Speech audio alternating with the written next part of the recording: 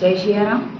હું ચંદ્રિકા તન્ના લોહાણા પરિવાર દ્વારા આ એક સરસ મજાનું અમે એક આયોજન કરેલું છે, જેમાં 51 કુંડી સમૂહ હવનનું આયોજન કરેલું છે, જે પહેલી વાર આપણે થયું છે પોરબંદરમાં, જે ખૂબ સારા નસીબની વાત કહેવાય। એનું નસીબ સારાની વાત એટલે કહું છું કે 1528 વર્ષ પછી 496મો જન્મોત્સવ છે। એ પણ નરેન્દ્ર મોદીજીએ જ્યારે અયોધ્યામાં નવનિર્માણ કર્યું મંદિર, એ પછીનો પહેલો રામ જન્મોત્સવ છે। તો એ રામ જન્મોત્સવ અમે એક અનોખી રીતે ઉજવ્યો છે કે આપણે હવન કરીએ, રામ સ્તોત્ર યજ્ઞ, વિષ્ણુ સહસ્ત્ર ઉપર, એ બધા ઉપર હવન કરીએ અને પછી એ આશીર્વાદ મેળવીએ। અને આમાં બહુની સંખ્યામાં બધાએ ભાગ લીધો છે। 51 કુંડી હવન થયો છે, એમાં ખાસ મોટા ભાગના દીકરીઓ અને દીકરાઓએ ભાગ લીધો છે, સિંગલ એકલા પોતે બેઠા છે। એટલે આપણી જે આગળની પેઢી છે એ લોકો આમાં આ તરફ વળ્યા છે કે ના, આપણી સંસ્કૃતિ છે કે એના તરફ આપણે વળવું જોઈએ અને શીખવું જોઈએ। તો એ ખૂબ સરસ મજાની વાત છે।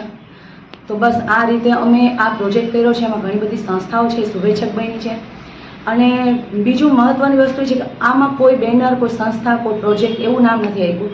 અમે ફક્ત એટલું જ કહીએ છીએ કે આ જે પ્રોજેક્ટ છે એ લોહાણા પરિવાર દ્વારા થયો છે, કોઈ એક વ્યક્તિ કે કોઈ એક સંસ્થા કે એવી રીતે નહીં, બધા સાથે હળી મળી રામ ભગવાન છે બધાના છે। તો લોહાણા પરિવારના તમામ લોકો આમાં આવી અને દર્શનના લાભ લીધો અને આવ્યા અને આશીર્વાદ મેળવ્યા।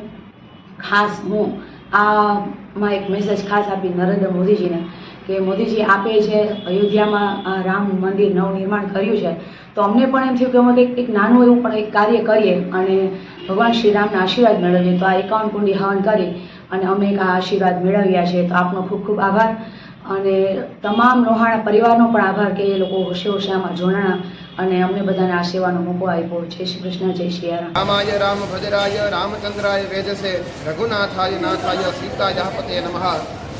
સૌપ્રથમ આપ સૌને ભગવાન રામચંદ્રજીના આ જન્મોત્સવની ખૂબ ખૂબ વધાઈ। અને ભગવાન રામચંદ્ર એટલા માટે કે ભગવાન રામચંદ્ર એટલે કે બધા માટે આદર્શ પુરુષ છે। ભગવાન રામના જીવનમાં ભગવાને રામે જે કાર્યો કર્યા છે, એ રાજા તરીકે, યોગ્ય પતિ તરીકે, યોગ્ય શાસક તરીકે જે નિર્ણય લીધા છે, એના કારણે રામની આજે પૂજા થાય છે। રામ સમાન નહીં કોઈ તનુધારી, કે રામ સમાન જેવા કોઈ તનુધારી કોઈ ભગવાન નથી।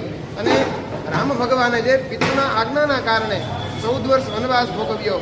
આજના સમયમાં હું દર વખતે એવું કહું છું કે ભગવાન રામની પૂજા શા માટે થાય? એટલા માટે કે રામે એના પિતાના વચનનું અનુસરણ કર્યું, એમાં જરાક પણ લેશ માત્ર વિચાર કર્યો નહીં।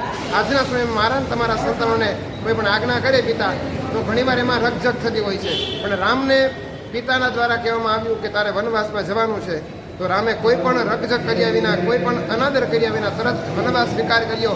એ પિતૃભક્તિ દેખાઈ આવે છે। અને જ્યારે એવી સ્થિતિ આવી ત્યારે રામ ભગવાને માતા સીતાનો ત્યાગ કરવો પડ્યો। ત્યારે માતા સીતાનો ત્યાગ એ યોગ્ય પતિ રામે નહીં, પણ એક શાસક રામે સીતાનો ત્યાગ કર્યો છે। તો એવી રીતે આવા અનેક પ્રકારના કાર્યો દ્વારા ભગવાન રામ આપણા જીવનમાં આદર્શ બને છે। ભગવાનની રામનવમી આ વખતનો રામ જન્મોત્સવ એ 1428મો જન્મોત્સવ છે। અહીંયા અયોધ્યામાં ભગવાન રામચંદ્રના વિરાજમાન થયા, રામલલા નિજ મંદિરમાં વિરાજમાન થયા પછી આ પહેલો જન્મોત્સવ છે। આપ સૌને બધાને રામનવમીની ખૂબ ખૂબ શુભકામના। જય શ્રી રામચંદ્ર।